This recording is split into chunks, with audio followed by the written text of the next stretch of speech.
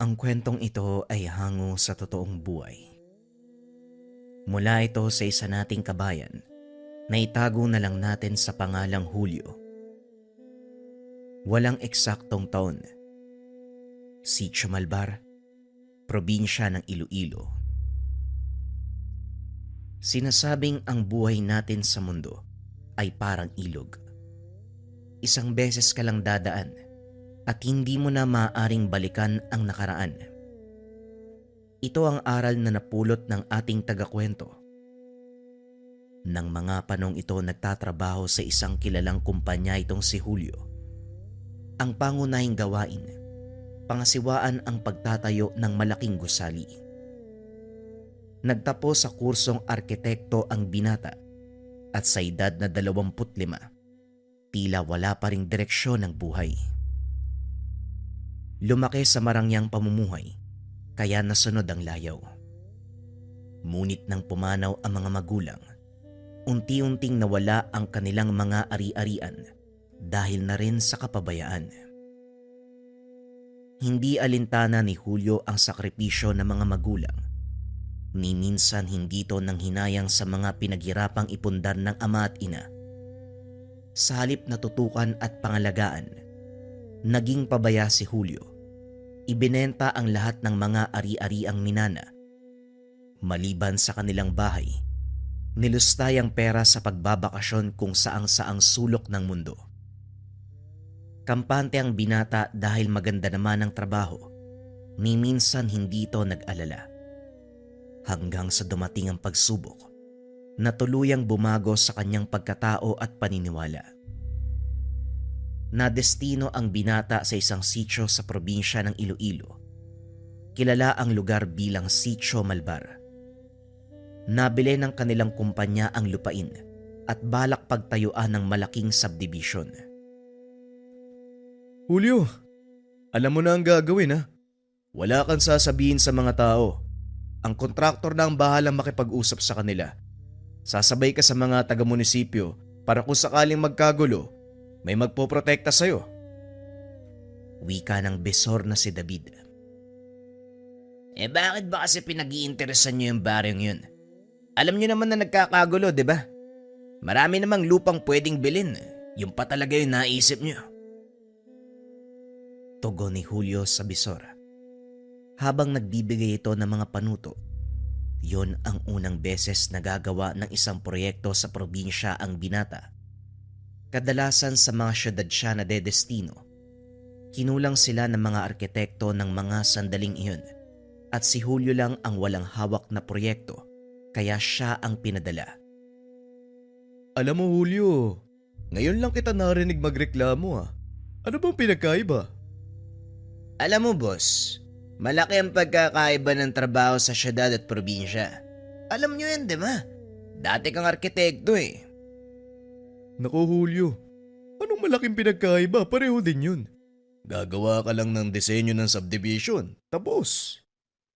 Ang galing mo talaga magsalita, boss.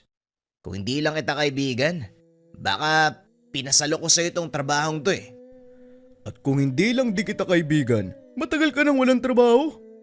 Sige na, kunin mo itong mga papeles, pati yung mapa ng lugar. Maaga pa ang lipad mo bukas. Oo na, masyado kang seryoso eh.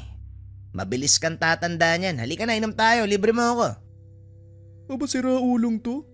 Uy, may trabaho pa ako. Kaya huwag ka magyaya ng inuman. Baka imbis ikaw ang masisante, pati ako madamay pa eh. Kalma lang. Yan ka na naman eh. Yung presyon mo, oh. Sige na. Mamaya mangisay ka ba dyan? Kasalanan ko pa. Pag-uusap ng dalawa. Matalik na magkaibigan si Julio at David. Bagaman mas matanda si David, hindi ito alintana ni Julio. Nasanay na lang din ang bisor sa ugali ng binata. Kahit papano, may nakatagong kabaitan itong si Julio. Bagay na tanging si David lang ang nakakakita. Kinabukasan, maagang naganda ng mga gamit si Julio. Hinatid ito ni David sa paliparan. Bago siya umalis ay binili na niya ito na wag gagawa ng kalokohan sa lugar. Maraming temptasyon sa pupuntahan mo ha. Isa na dun yung matindi mong kahinaan. Ang mga babae. Mag-iingat ka. Baka umuwi ka ng namamaga ang ano. Salamat boss, huwag kang mag-alala. Hindi ako magkakalat dun. Mauna na ako. Kulang-kulang 1 oras ang naging biyahe ng binata papunta sa probinsya ng Iloilo. Pagdating sa paliparan, sinundo ito ng isa sa mga tauhang nakabase sa lugar. Medyo malayo pa yung Sitio Malbar. Mahigit 2 oras ang biyahe mula sa paliparan. Kaya kung nagugutom ka, kumain ka muna. Nauna na akong kumain eh. Wika ng binata na sumundo sa kanya sa paliparan. Napansin ni Julio na tila may pagkamaangas itong magsalita at may kagaspangan ng ugali. Hindi na, busog ako. Tumuloy na tayo. Nga pala, nasaan ang sasakyan? Sasakyan? Wala akong dalang sasakyan. Mamamasahe tayo pabalik sa Barrio Malbar. Halika na, doon banda ang sakayan ng bus oh. Napakamot ng ulo ang binata dahil sa mga narinig. Alam nito na may sasakyang nakabatay sa kanilang opisina malapit sa sitio. Kaya nagtataka ito kung bakit hindi nakapagdala ang sumundo sa kanya. Ano nga pala ang pangalan mo? At saka anong trabaho mo? Tanong ni Julio kay Heron. Alalay ng kontraktor na kinuha ng opisina nyo. Wala silang mautusan sa mga tauhan nyo eh. Puro may sakit. Kaya ako ang pinadala ng mga boss mo. Tugon ni Heron.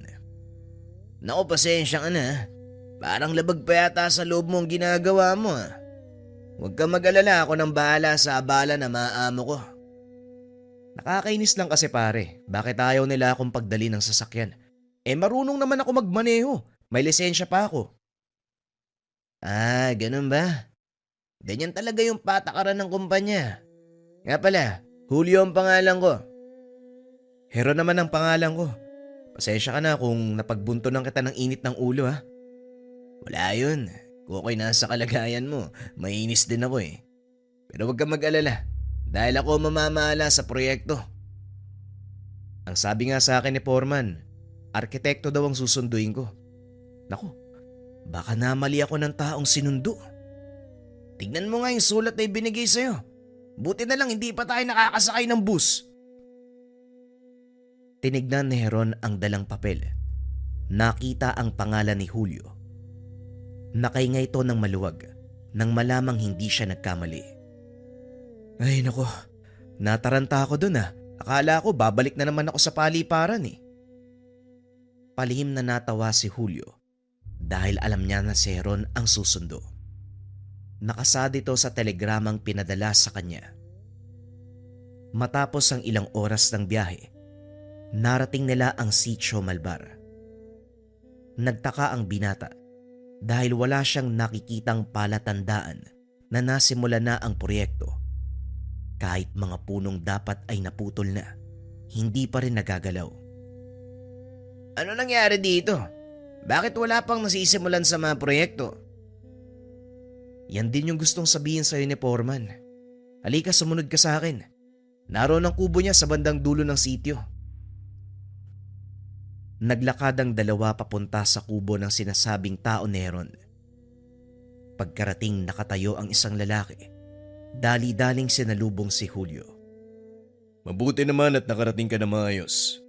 Pasensya ka na kung ito nadatnan mo ha. May malaking problema kasi. Hindi namin magawang kausapin na maayos sa mga tao. Wika ni Ramon. Bakit naman ho? Ano po ba ang nangyayari? Hindi sila payag na putulin ang mga kahoy sa lugar na pagtatayuan ng subdivision. Ganun ho ba? Sige ho, ako nang bahalang kumausap sa kanila. Nga pala, nasan yung bahay ng kapitan o yung namumuno sa lugar na to? Yan pa ang isa sa mga problema dito. Masyadong mailap ang taong yun eh. Ayaw nga humarap sa amin. Ang sabi ng ilang taga rito, makikipag-usap lang siya sa mga taong karapat dapat bigyan ng atensyon. May pagka-arogante pala ang kapitan na yan. Hindi sa arogante si Kapitan Belo. Talagang hindi lang siya mahilig magsayang ng oras sa pakikipag-usap. Lalo na kung alam niya na wala namang patutunguhan ng usapan. Wika ni Heron. Ganun Mukhang magkakasundo kami ng taong yan Sige, ako na ang makikipag-usap sa kanya. Sa ngayon, alisin niyo na muna ang mga makinarya sa lugar. Hindi pa naman tayo magsisimula Kailangan ko munang kunin ang loob ng mga tao. Mahaba ang prosesong to. Sinabi ko na ito kay David Ewan ko kung nabanggit niya sa'yo. Pero ibibigay ko ang buong detalye nang sa ganun, hindi siya magsayang ng oras sa pagpapadala ng mga tao dito. Walang sinabi sa akin yung dugong na yun Pero ito siguro ang dahilan kung bakit ako ang pinapunta niya. Bagyang natawa si Heron sa naging tawag ni Julio sa bisor. Pero kagad siyang sinaway ni Ramon. O siya, magpahinga ka muna. Ipapahanda ako yung hapunan. Hindi na namalayan ni Julio ang oras. Nagulat na lang ito dahil papalubog na ang araw. Unti-unting tumahimik ang kapaligiran hanggang sa tuluyang magdilim. Maagang namatay ang mga lampara sa kabayan. Nabalot ng nakakabinging katahimikan ang paligid. Nakaupo ang binata sa labas ng kubo habang nakatapat sa kanya ang isang lampara. Binabasa nito ang mga dalang plano at kaukulang papeles sa pagsasagawa ng subdivision. Pinag-aaralan nito ang mga legalidad ng lugar. Tinignan kung may kaukulang silang permiso para masimulan ang pagpapagawa. Napansin ng binatang walang papeles na nagsasaad sa mga pagputol ng mga puno. Alam ni Julio ang batas. Hindi nila maaaring galawin ang lugar hanggat hindi nakakakuha ng kaukulang permiso. Napailing ang binata dahil napagtanto nito ang dahilan kung bakit hindi magawang simulan ang proyekto. Kinabukasan, maagang nagising si Julio. Kagad pinuntahan si Ramon upang magpasama sa pinuno ng sitio. Una na kita, sir Medyo matalas ang dila nun. Masakit magsalita kaya pakiusap. Habaan mo ang pasensya mo. Maraming salamat sa pagpapaalala, Manong Ramon. Halika na nang sa ganun. Maaga tayong matapos. Naglakad ang mga ito papunta sa tahanan ng Kapitan Del Barrio. Pagdating sa lugar, isang matipunong lalaki na punong-puno ng tato ang bumungad sa kanila. Nagsisibak ito ng malalaking troso gamit ang palakol. Nang makitang paparating, itinarak sa sinisibak na kahoy. Nagpunas ng pawis. Ikaw na naman, Ramon. Hindi ba sinabi ko sa'yo? Ayokong sayangin ang oras sa pakikipag-usap. Lalo na kung tungkol sa sinasabi mong proyekto. Oo, Kapitan, pasensya na kung nagiging makulit ako. Pero kasama ko kasi yung taong mangangasiwa sa proyekto Gusto ko niya makausap. Ibinaling ng kapitan ang tingin kay Julio na noon ay nakapamewang habang nakatitig sa kanya. Ang binatang yan ang mangangasiwa. Aba, mukhang nagsasayang na naman ng oras ang amo nyo. Pero sige, alang-alang sa'yo, Ramon. Kakausapin ko ang binata. Ikaw, ano pangalan mo? Nagulat si Julio nang marinig ang boses ng kapitan. Halos hindi ito makapagsalita. Lalo pa nang mapagtanto. Halos kalahati lang ang kanyang tangkad. Ako ho si Julio. Pinadala po ako ni David para makipag-usap po sa inyo. Makipag-usap tungkol saan? Ano ba ang kailangan pag-usapan? Dala ko ho mga papeles at mga kaukulang permiso para sa pagsasagawa ng subdivision sa lugar. Wika ni Julio. Habang binubuksan ang dalang sobre, nagulat ito. Dinampot ng kapitan ang malaking palakol. Hinampas sa putol na troso. Nabiyak ang malaking peraso ng kahoy sa isang hampas gamit ang isang kamay. Ako ang pinuno ng lugar na ito. Ngunit hindi ko saklaw ang kagubatan. Bakit kayo humingi ng permiso sa akin? Nakasaad ho sa sulatan na kailangan mong lagdaan ng papeles para may pagpatuloy kong Hindi na ituloy ni Julio ang sasabihin dahil biglang sumigaw ang kapitan. Hindi ka ba nakakaintindi? Wala akong kapangyarihan pagdating sa kagubatan. Ang pagiging pinuno ko, limitado lang sa mga tao. Kung hindi nyo pa din nauunawaan ang sinasabi ko, hindi ko na problema ang bagay na yon. Okay Ramon, umalis na kayo. Walang patutunguhan ang pag-uusap na ito. Kagad niyaya ni Ramon si Julio dahil natakot ito na baka lalong magalit ang kapitan. Yan ang sinasabi ko sa'yo, sir. Hindi mo siya makakausap ng maayos. Maayos naman siya magsalita. Kailangan lang intinding mabuti ang sinasabi niya. May nabanggit ang kapitan tungkol sa agubatan. Hindi niya saklaw ang pamumuno dito. Ibig sabihin may iba tayong dapat kausapin. May mga naninirahan bang katutubo sa gubat? Sa pagkakalam ko, wala eh. May mga napapadaang aita pero hindi sila nananatili sa gubat na sakop ng sityo. Kung ganon, sino ang tinutukoy ni kapitan? Sa kalagitnaan ng pag-uusap ng dalawa, biglang sumagot ang isang matanda. Ang tinutukoy ni Pelo ay mga elemento at engkantong naninirahan sa kagubatan. Mataas ang respeto niya sa mga ito dahil mula sa kilalang angkan ng mga babaylan ng taong iyon. Tatang Bestre, nandiyan ka pala. Hindi man lang kita napansin si Julio ho. Sakyan mo na lang yung sasabihin na matandang yan Medyo ulyanin na kasi. Pahala ka kung ano gusto mong sabihin sa binatang to. Bumubulong ka pa. Akala mo hindi kita naririnig. Pero yan ang pinakamainam niyong gawin. Kailangan niyong makakuha ng pagpayag ng mga nilalang na nakatira sa kabundukan.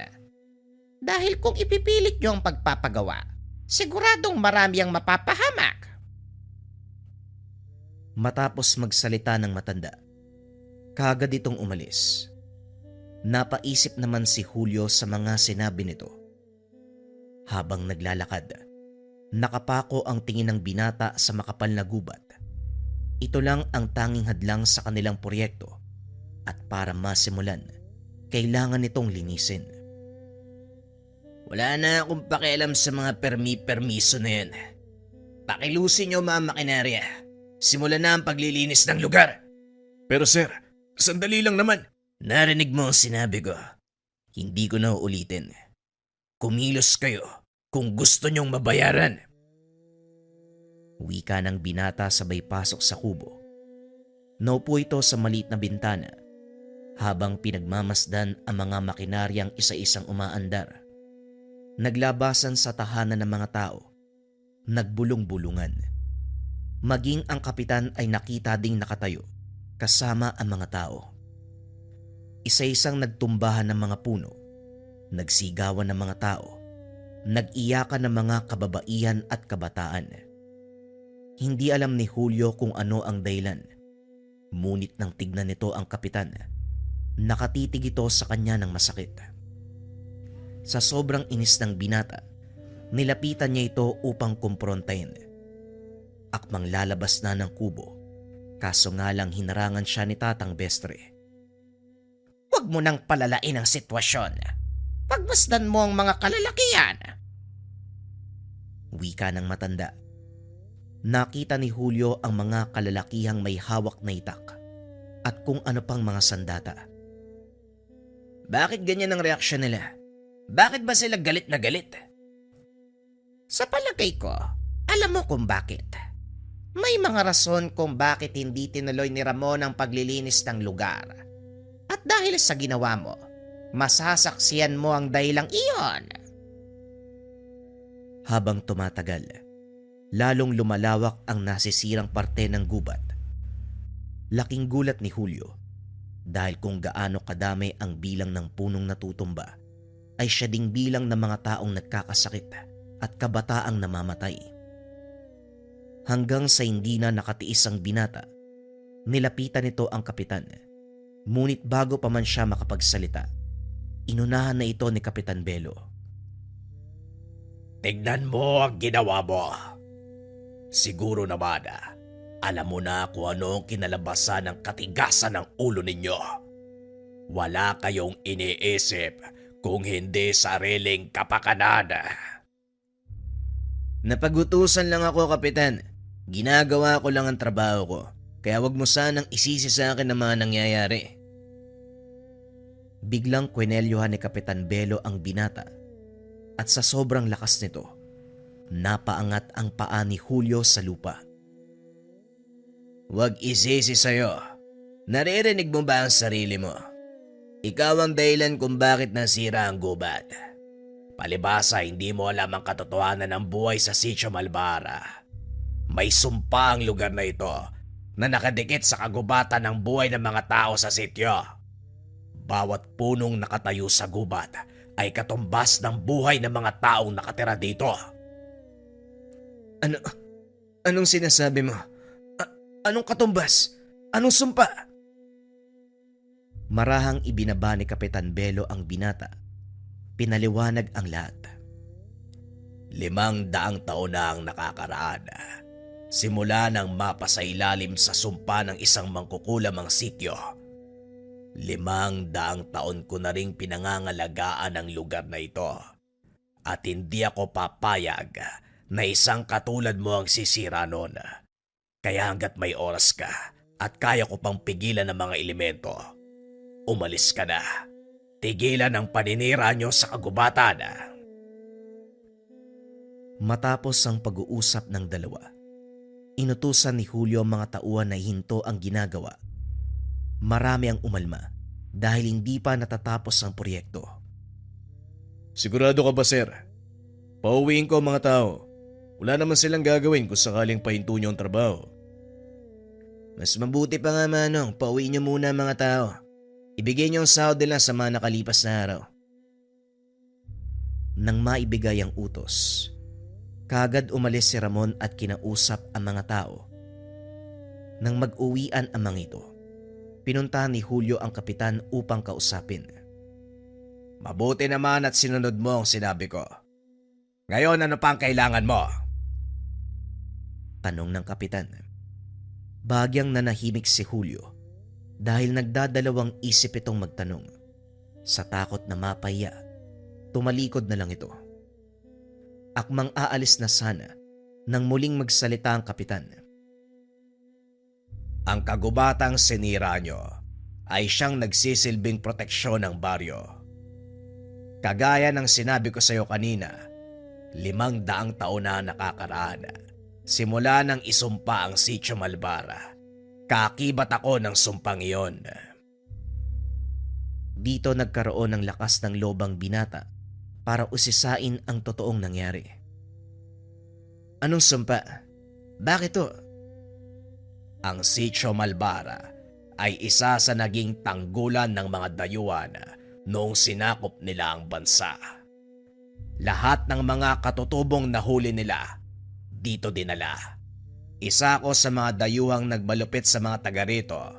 At ang totoo niyan, ako ang namuno sa ekspedisyon papunta sa bahaging ito ng kapuluan. Wika namang Belo. Sa pagpapatuloy ng kanyang kwento, sinabi ng kapitan na isang angkan ng mga makapangyarihang manggagaway ang kanilang nakabangga. Napatay nila ang anak ng pinuno kaya isinumpa sila nito. At ang sumpang iyon, mananatili siya sa lugar, patuloy na mabubuhay upang protektahan ang sinumang naninirahan dito. Kahit papano, may ilang residenteng naawa kay Belo, kabilang na dito ang angkan ni Tatang Bestre. Mula ang matanda sa lahi ng mga babaylan, tinulungan nila ang kapitang mapanatili ang seguridad at katahimikan ng lugar. Sa pamamagitan ng pagtanim ng mga puno, na kalaunan ay naging gubat.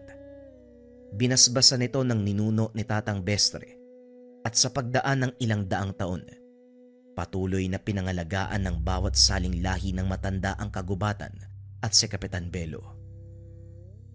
Ano ang mangyayari sa oras na masira ang kagubatan? Sa oras na masira ang kagubatan, tuluyang makakapasok ang mga masasamang elemento na siyang kukonsumo sa kaluluwa ng mga taong naninirahan dito. Wala silang kamuwang-muwang sa ginawa kong pagkakamali, kaya ayaw kong pagdusahan nila ang naging kasalanan ko. Ito ang dahilan kung bakit ni minsan hindi namin ginalaw ang gubat. Sa mga sinabi ni Kapitan Belo, napagtanto ni Julio na malaking pagkakamali ang pagpunta niya sa lugar. Ngunit huli na para pagsisiyan ito dahil marami na sa mga mamamayan ang napahamak. Alam kong kasalanan na nangyari ngayon sa mga tao.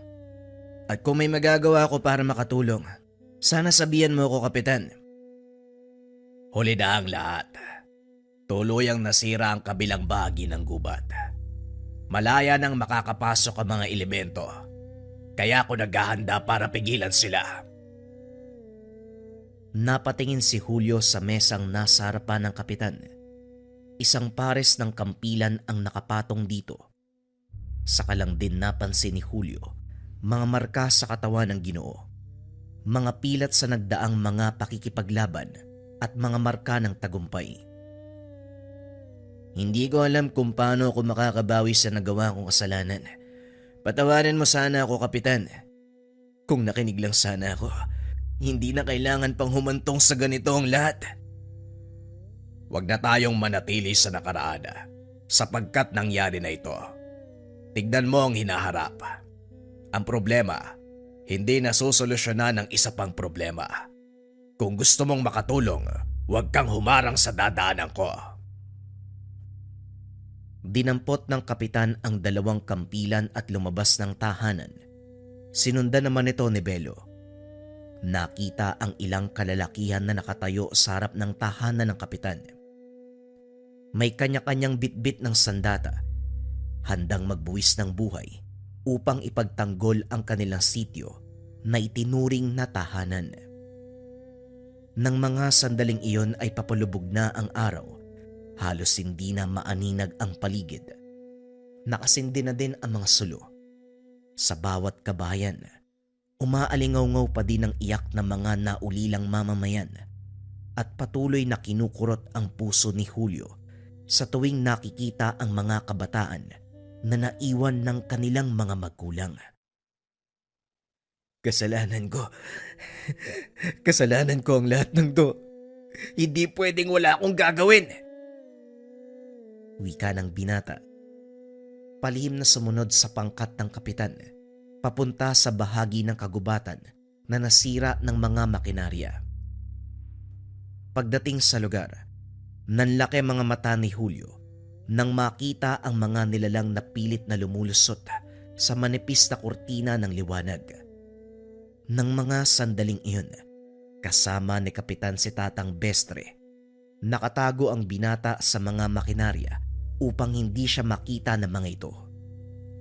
Hindi magtatagal, tuluyan na nilang masisira ang pananggalaga.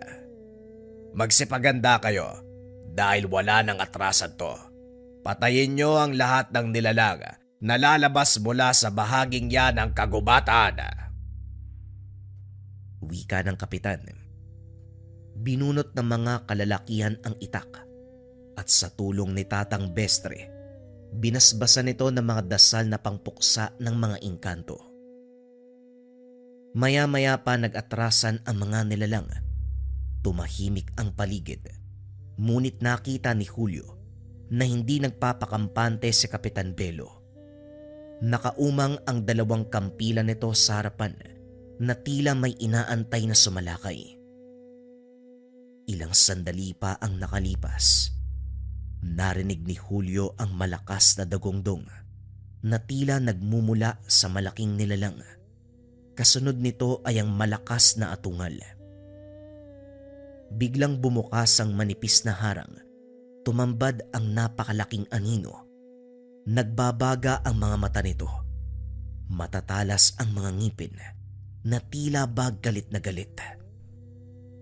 Nagatrasan ang ilan sa mga kalalakihan, ngunit nanatili sa kinakatayuan si Kapitan Belo at Tatang Bestre. Walang ano-ano. Sinugod ng Ginoo ang nilalang. Walang tigil na pinagtataga. Gumanti ang elemento. Hinambalos nito si Kapitan Belo dahilan para tumalsik ito sa malayo. Ngunit mabilis na nakatayo ang kapitan at muling sumalakay. Sa pagkakataong iyon, itinarak nito ang hawak na sandata sa bandang sikmura ng nilalang. Hiniwa ito paitaas.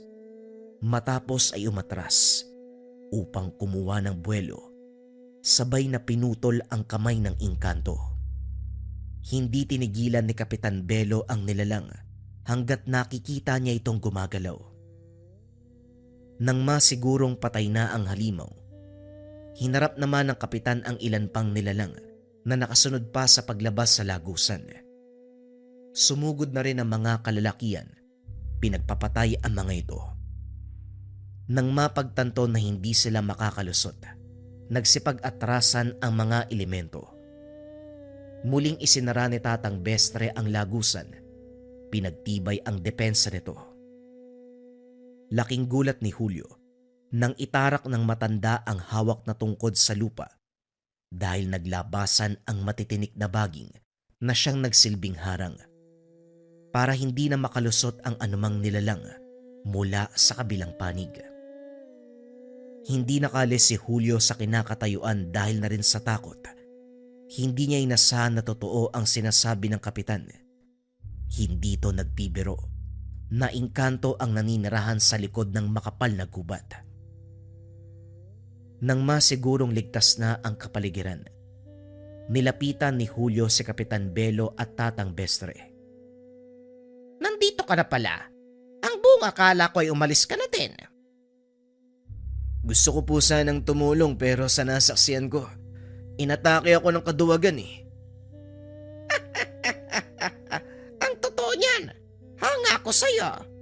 Sa kabila ng mga nakita mo, nananatili ka pa rin sa katinuan.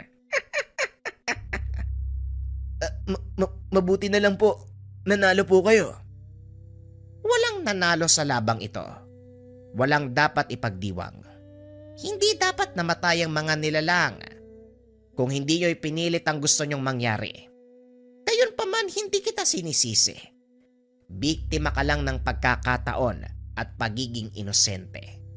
Sana lang magsilbing aral sa iyo ang kaganapan. Ngayon lisanin mo si Chumalbara nang hindi nagsasalita kahit kanino tungkol sa mga naganap dito. Walang sabi-sabi. Tumalikod na si Julio. Tuluyang iniwan ang lugar. Bumalik ito sa Maynila. Pinaliwanag ang naging sitwasyon sa sitio. Kagaya ng pinangako, hindi ito nagsalita tungkol sa mga nangyari. Itinago ni Julio ang karanasan at tanging ang mga apo na lamang ang nagkwento. Lingid sa kaalaman ng mga paslit na totoo ang kaganapang iyon. Ito ang dahilan kung bakit binago ni Julio ang kanyang buhay. Nagkaroon ng pagpapahalaga sa lahat ng bagay na meron siya. Bagaman huli na para pagsisiyan ng pagkakamali, minabuti na lang ni Julio na ibaon ito sa limot.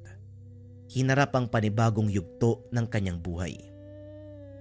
Sa kasalukuyan, walang nakakaalam ng eksaktong lokasyon ng sitio Malbara. May ilang nagsasabi na tuluyan itong nilamon sa kabilang dimensyon. Pero may mga teorya na kabilang ito sa syudad ng Biringan, pinangangalagaan ng immortal nitong kapitan. Ngunit gayunpaman, para kay Julio totoo ang lahat ng kaganapan. Nang nakasalamuhan niya si Kapitan Belo, ang pinuno ng Sitio Malbara. Bagong kwento pa rin ang kasunod mga kabayan. Ito ay tungkol sa 7 araw ng penitensya sa kabundukan. Simulan na ang kwento. Ang kwentong ito ay hango sa totoong buhay. Mula ito sa isa nating kabayan na itago na lang natin sa pangalang Jude. Taong 1979, Maguindanao, Samar. Jude, magsisimula ang kalbaryo mo sa Lunes. Matatapos ito ng Sabado at sa Linggo pagkabuhay ka babalik dito. Isasabay natin sa Semana Santa para dama mo ang pagsubok. Huwag mong dadayain ng penitensya ha. Dahil uulitin mo sa umpisa kapag sumaway ka. Subukan mo. Talagang dadagdagan ko yung bigat ng parusa. Napabuntong hininga si Jude nang marinig ang sinabi ng ama. Sa katunayan, isang antingero si Tatay Mario. Medalyon ng San Benito ang tanging gabay sa pakikipaglaban kontra iba't ibang nilalang. Kasalukuyang tinuturuan ang anak. Kaso nga lang sa tuwing magsisimula ang pagsasanay, palagi itong dinadaya.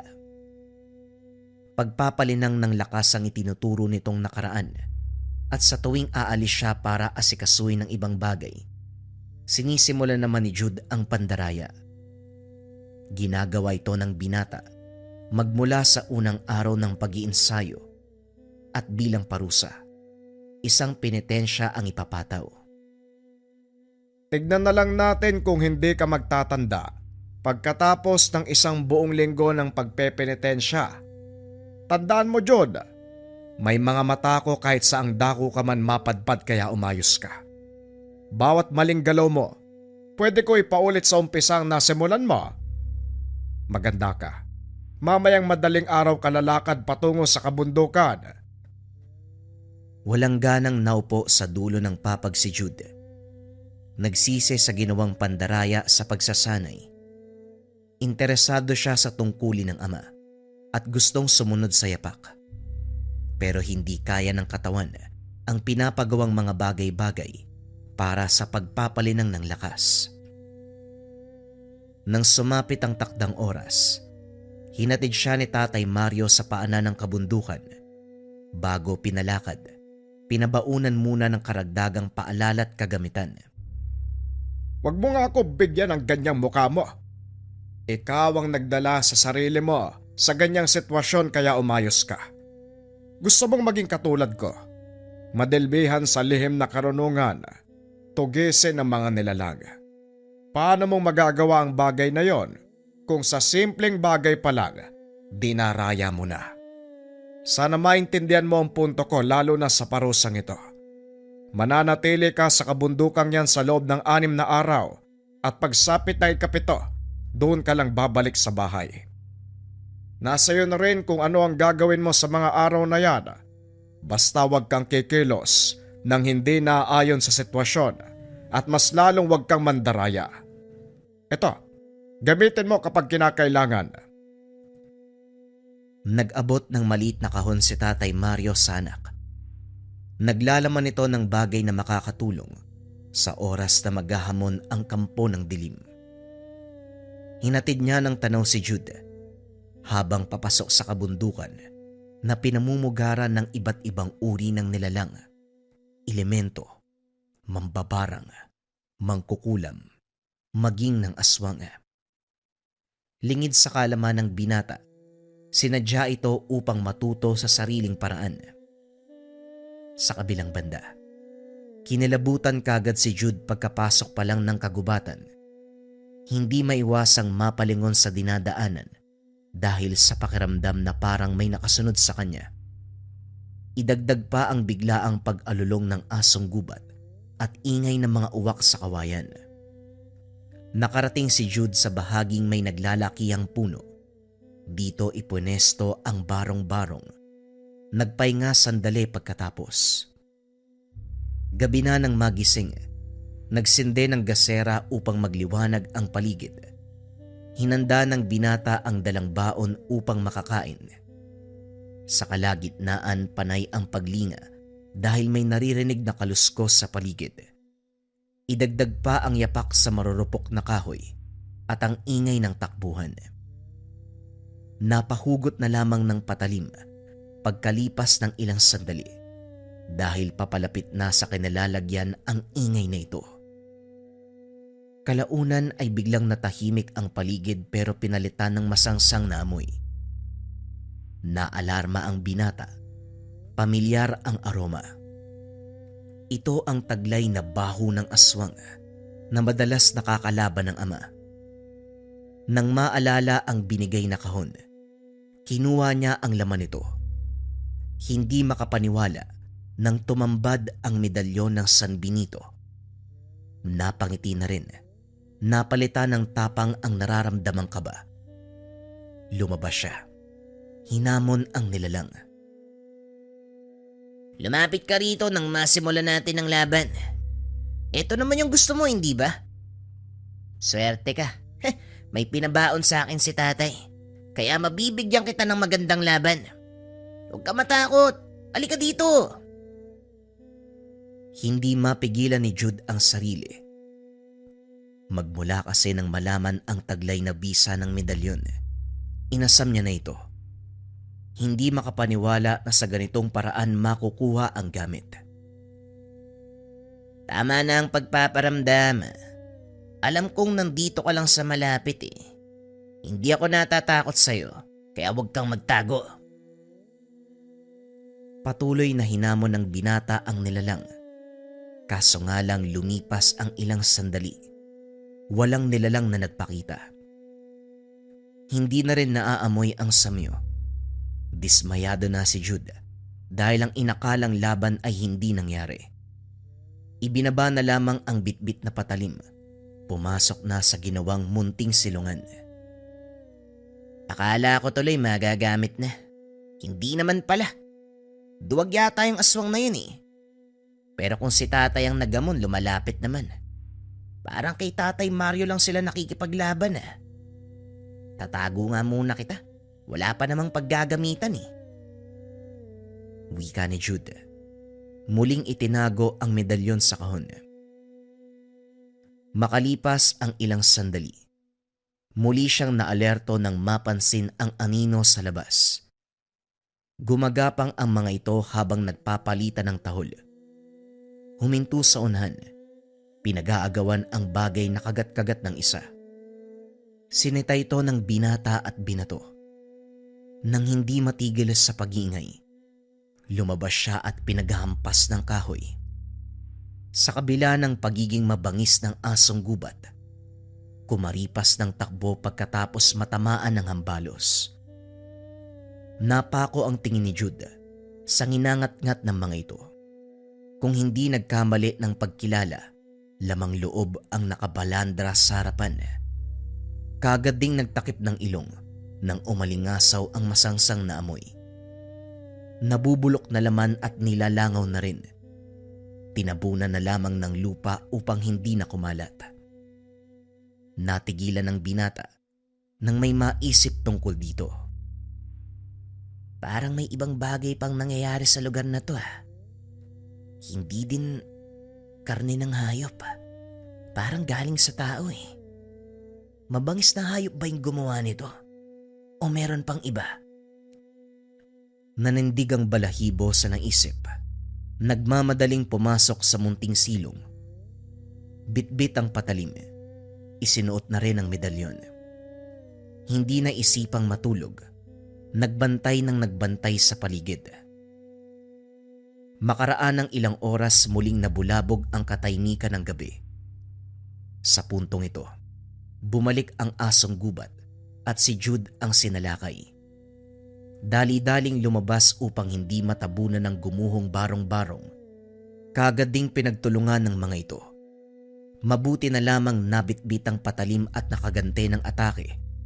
Kaso nga lang sa dami ng asong gubat ay napatras. Kumaripas ng takbo ang binata lalo na nang umapoy ang barong-barong dulot ng natapong gasera. Nakasunod pa rin ang mga asong gubat. Kalaunan ay napalibutan. Hinanda na lamang ang sarili para lumaban.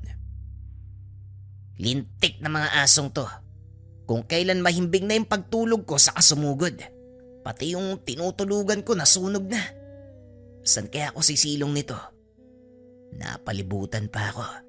Oh, isa-isa lang sa pagsugod ah. Nang mga sumunod na sandali, natagpuan na lamang ni Jude ang sarili. Nakikipaglaban sa mga asong gubat. Napansin niya ang pagbilis ng mga kilos. Natatapatan ang bawat galaw ng kalaban.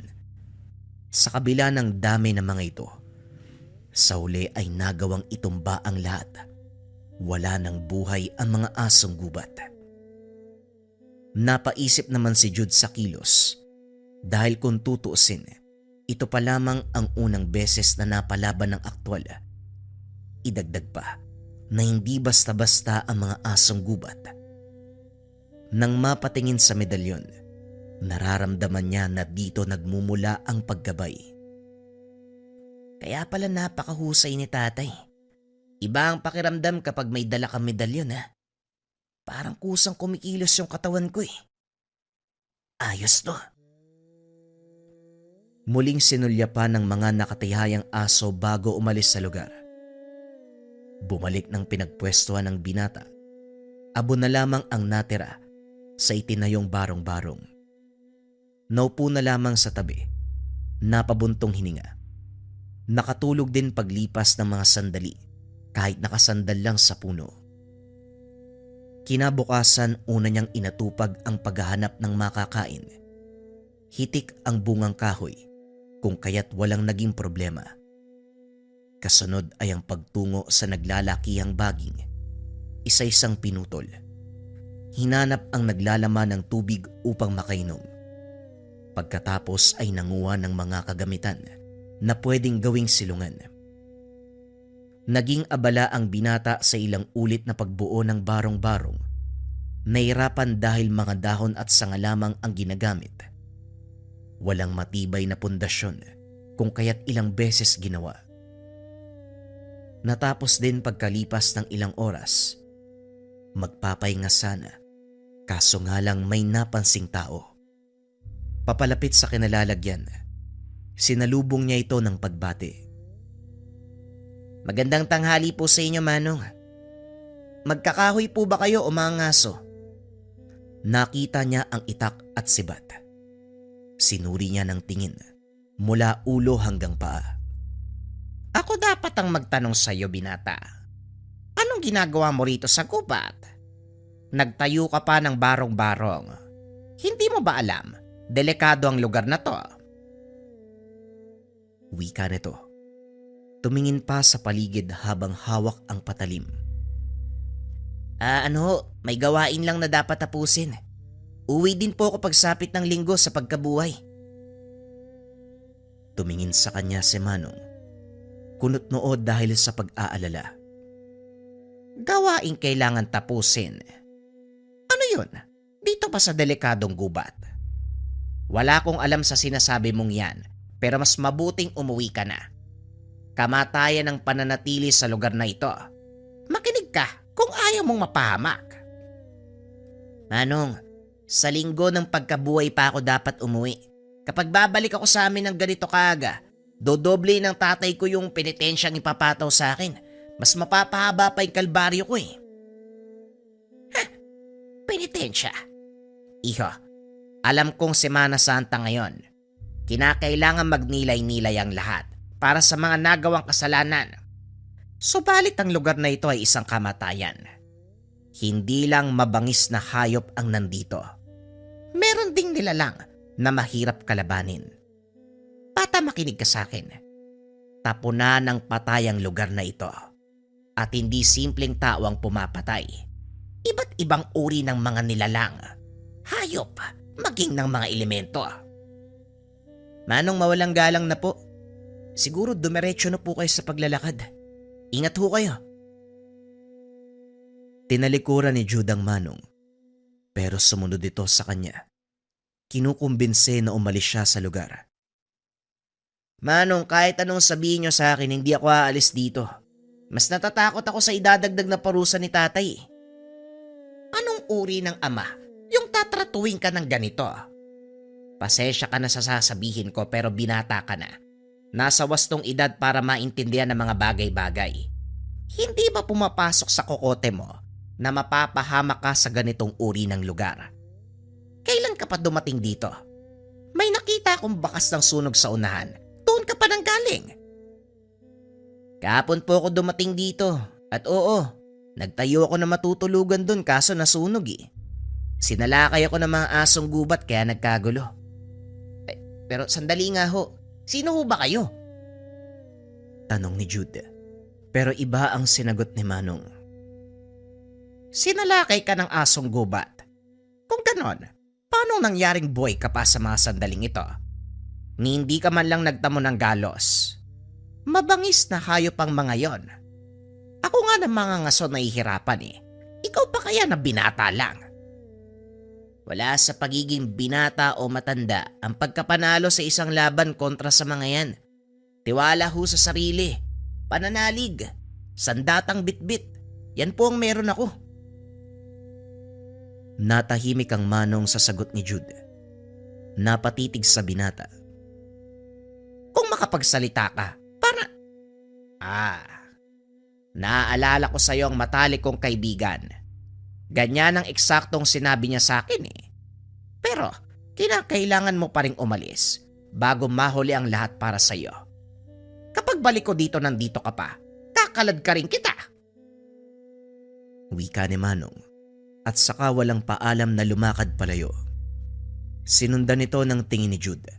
Pagkatapos ay bumalik sa gawain. Maghapong ginalugad ang kagubatan. Naglalagay ng palatandaan sa daan upang hindi maligaw. Narating ng binata ang bahagi kung saan umalingasaw ang matinding amoy. Nang suriin ay bumungad ang tira-tirang lamang loob. Nabubulok na ang mga ito. Nagkulay itim sa pagdapo ng maraming langaw. Tinignan niya ang ibang lugar. Maraming bakas ng natuyong dugo sa mga halaman. May nakita pang buto. Hindi lang ng hayop. Alam niya ang iba ay parte ng tao. Lalakad pa sana sa unahan, pero umatras nang makita ang mga asong gubat na naglalaban. Palapit ito sa kinakatayuan niya, kung kaya't nagmamadaling nagtago. Lumipas ang ilang sandali. Tumahimik ang paligid. Nang tumago sa katawan ng mga ito ang matutulis na sibat. Kasunod dito ay nakita ang Manong nakausap kanina. Asintado pala kayo, Manong. Ayos ah. Wika ni Jude. Lumabas sa pagkakatago. Balak mo talagang tignan yung buong gubat. Para ano? Para alamin kung totoo ang sinasabi ko na delikado dito. Binata. Mahinang uri ang mabangis na mga aso. Kaya pakiusap umalis ka na. Dahil hindi lang yan ang meron dito. Palagi na lang Manong yung tawag ko sa inyo. Ano po bang pangalan nyo? Ang pangalan ko ho, Jude. Ano po ba yun sa inyo? Tawagin mo kong Simon. Pakiusap bumaba ka na sa kapatagan. Malapit nang sumapit ang dilim. Mas delikado dito eh. Mas mabangis na nilalang ang dadayo. Hindi na lang kita pipilitin. Ang tigas ng ulo mo. Bahala ka sa sarili mo. Sana pagbalik ko bukas, humihinga ka pa.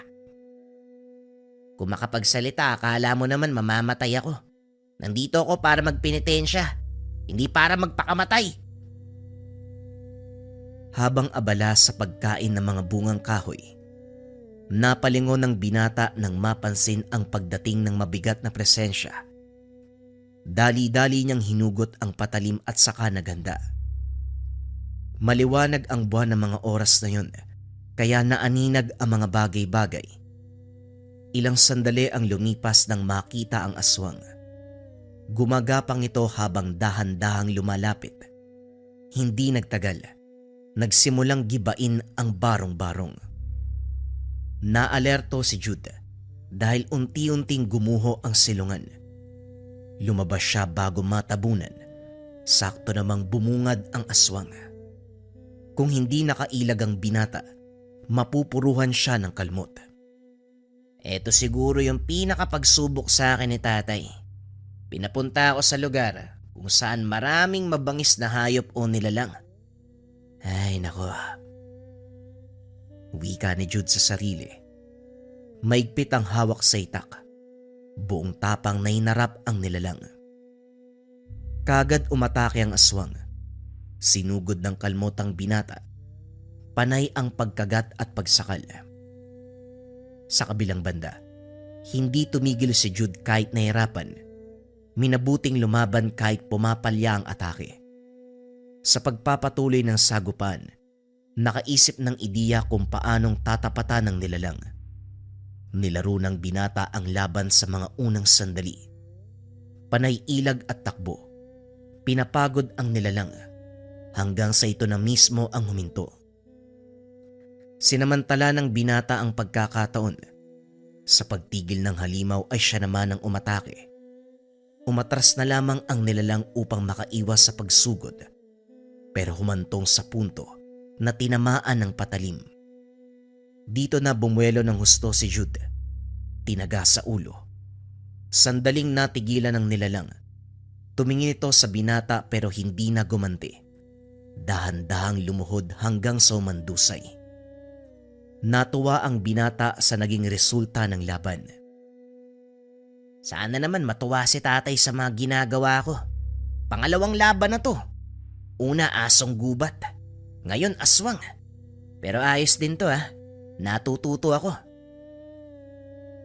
Iniwanan niya ang katawan ng aswang. Kinabukasan, nabulabog ang tulog sa pagdating ni Simon. Lumika ito ng ingay na naging dahilan ng pagbangon. May dalang kanin at ulam. Merong pang bitbit na galon ng tubig. Tanghali na, bumangon ka nga dyan. May dala akong pagkain. Naguluhan ng binata sa datingan ni Simon. Magaan ang pakikitungo sa kanya. Inabutan siya ng plato at inumin. Bait-baitan na. Siguro natanggap niyo na po yung katotohanan na hindi ako mapapalis sa lugar na to. Manong, hanggang linggo pa talaga ako Huwag ka mag-alala. Dahil kapag nakaalis na ako, hindi na tayo magkikita kahit kailan. Wika ni Jude. Nilantaka ng pagkain. Inantay siyang matapos si Mang Simon bago'y pinagpatuloy ang usapan. Napapaisip lang ako kung sino ka ba talaga at kung ano ang kaya mong gawin.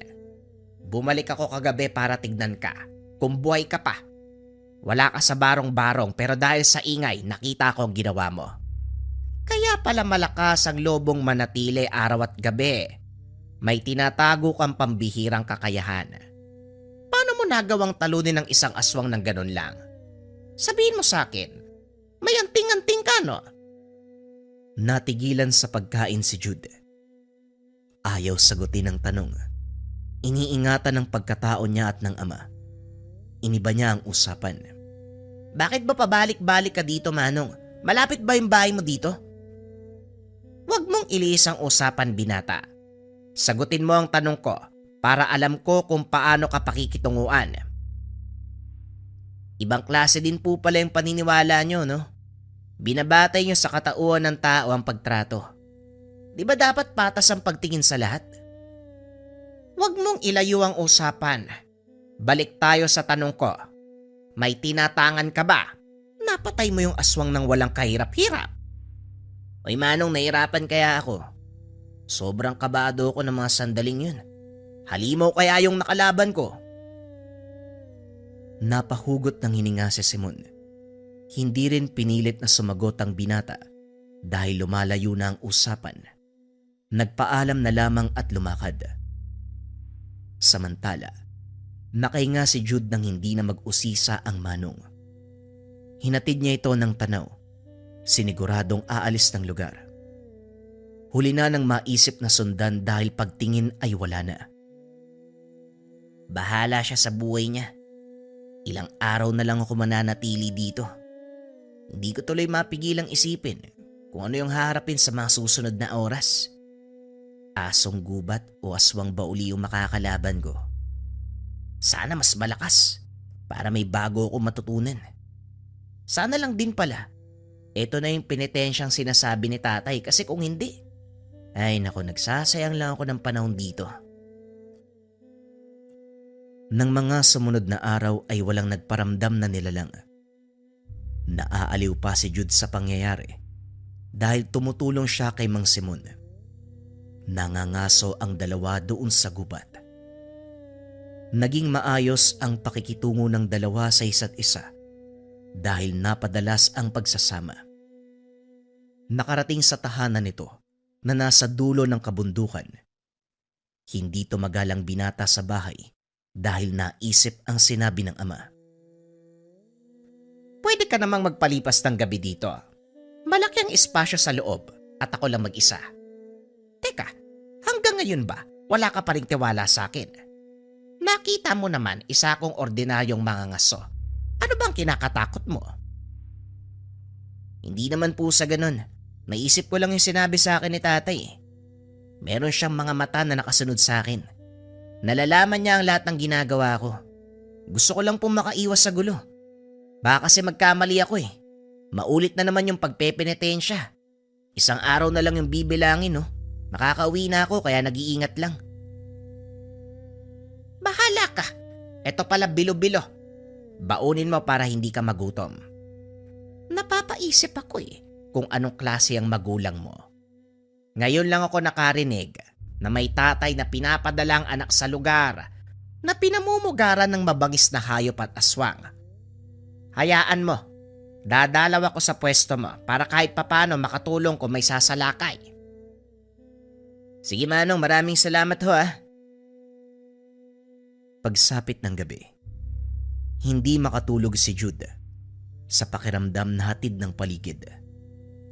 Ilang ulit siyang nakaamoy ng samyo ng nilalang. May mga pagkakataon na biglang dumadapo sa bubong ng barong-barong. May mga pagaspas at pag-angil.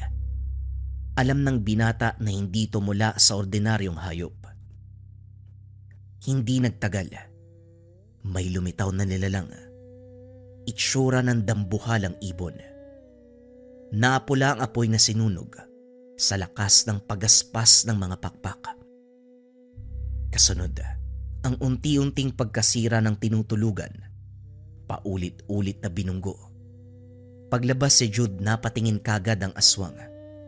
Sa kabila ng dilim ng paligid, naaninag ng binata ang kaharap. Teka, parang iba na to ha. Sobrang laki ha.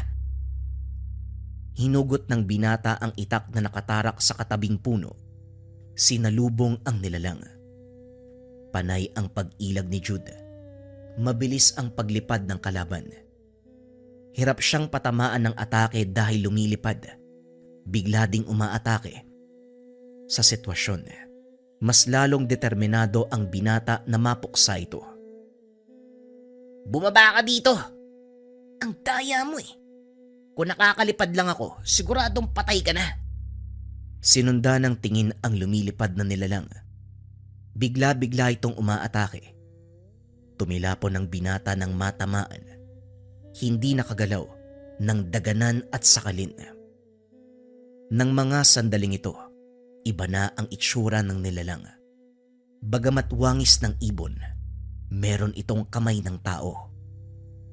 Nakaramdam ng takot ang binata, hindi na makahinga ng maayos. Humihigpit ang pagkakasakal. Mas malakas ang puwersa kumpara sa kanya. Sinikap namang maabot ang nabitawang itak, subalit sobrang layo kaya hindi makuha. Pinikit ng binata ang mga mata. Nagdasal sa huling sandali. Tinanggap na ang kapalaran. Hanggang isang sibat ang dumaplis sa mukha ng aswang. Dahil dito ay nakawala siya. Sakto pala ang dating ko. Bumangon ka dyan. Hindi ko kakayanin to mag-isa. Napangiti si Jude nang makita si Mang Simon. Sa puntong ito, hindi hinayaan ni Jude na makabawi ang aswang. Patuloy itong umaangil. Iniinda ang tumamang sibat. Ramdam ni Jude ang pag-init ng kanyang tangan. Itinali niya ito sa kamay kung saan hawak-hawak ang itak. Buong puwersang tumalo ng binata. Winasiwas ang dalang itak. Diretso sa leeg ng nilalang. Kagad itong naputol. Natuwa si Mang Simon sa ginawa ni Jude. Ay suba, ang galing ko no? Masyado kang hambog. Kung hindi ako dumating siguradong patay ka na. Nakita ko ang tangan mo. Andiyan sa kamay mo. Pero maiba ko. Mamaya madaling araw ng linggo, pagkabuhay, uuwi ka na ba? Oo Manong, maraming salamat sa tulong mo ha. Bukas ang takdang araw ng pagbalik ko sa amin, kinakabahan nga ako eh. Sana lang tama yung ginawa ko dito. Kung hindi, siguradong mapapagalitan na naman ako. Bakit ka ba kasi pinaparusahan ng tatay mo? Antingero po yung tatay ko. Tinuruan niya ako ng mga dapat aralin para maging katulad niya. Kaso lang mandaraya ako eh. Ang hirap kasi ng pinapagawa. Pinapabuhat ako ng mabibigat na bagay tapos basta iba-iba pa eh. Nakakapagod.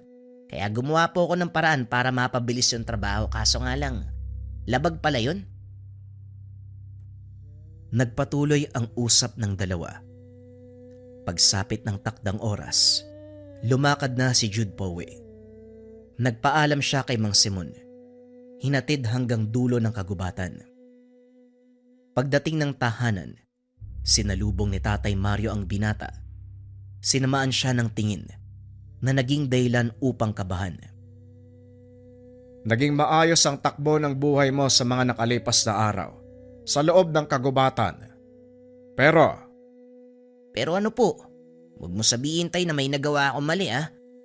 Wala ka namang eksaktong sinabi ko na yung gagawin ko dun eh. Sabi mo lang, bumalik ako dito sa pagkabuhay. kaya naiinis ako eh. Para kang babae.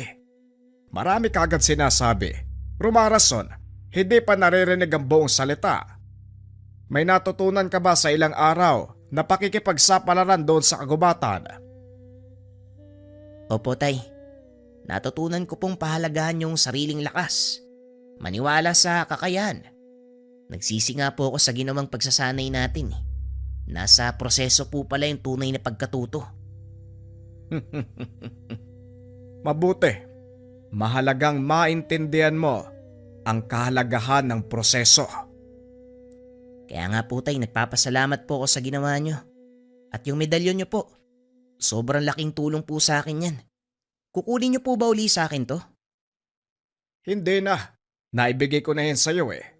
At saka, pumasa ka sa pagsubok. Hindi ka nagpadala sa taong nakakausap mo doon. Halika, nag-aantay siya sa labas ng tahanan. Iinom tayo ng tuba. Napakunot ang noo ni Jude. Hindi maintindihan ang sinabi ng ama. Pagkalabas ng tahanan, nakita niya doon si Manong Simon. May hawak-hawak na baso.